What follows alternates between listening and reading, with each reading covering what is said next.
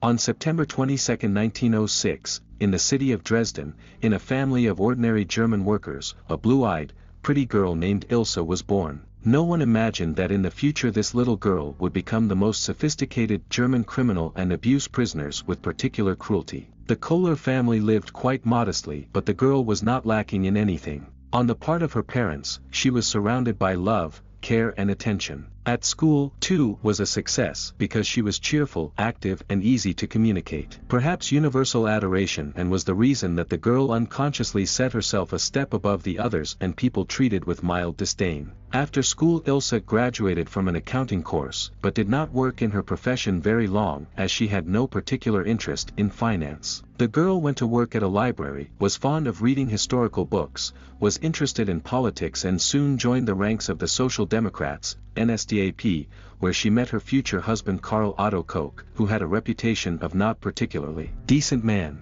A couple of years later, the young people got married. By this time, Koch was working his way up the corporate ladder and had been appointed to the Sachsenhausen concentration camp near Berlin as its commandant. Ilse, in order to be closer to her husband, took a job there as a secretary and also worked in the guard. It was during this period that the woman awakened the monster lurking in the depths of her soul. She begins to realize all her cruel fantasies. Karl's wife was feared by the concentration camp inmates far more than he was. Many noticed that she liked to hurt people. When taking prisoners out for a walk, she would start beating them with a whip, or setting dogs on them and watching the animals tear off pieces of people's skin. But she was particularly interested in the tattoos on people's bodies. Ilse would summon prisoners to her house, force them to take off all their clothes, and scrutinize the tattoos. If she liked the drawings, the person was sent to the anatomy room, where they were injected with a lethal dose of poison. Then the victim was skinned and pre-treated and given to Frau Koch. The woman made gloves, purses, underwear and even lampshades from the spoils, for which she earned the nickname Madame Lampshade.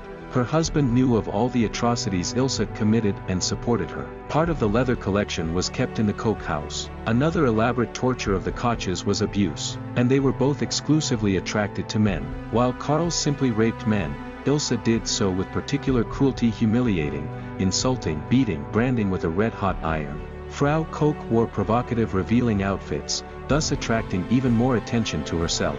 She often rode out to inspect the rows of prisoners on a white horse, with a short skirt and a whip in her hand. She generously handed out beatings and insults to the men. For this she was given another nickname, the Buchenwald bitch. In 1942, the husband of the Buchenwald witch was arrested on suspicion of the murder of SS Dr. Walter Kramer. The warden was also charged with abuse of power and embezzlement of government property. The court found him guilty and sentenced him to death, while Ilse escaped punishment. Madame Abajour was found innocent and released. After the end of the war, the widow Koch was arrested again.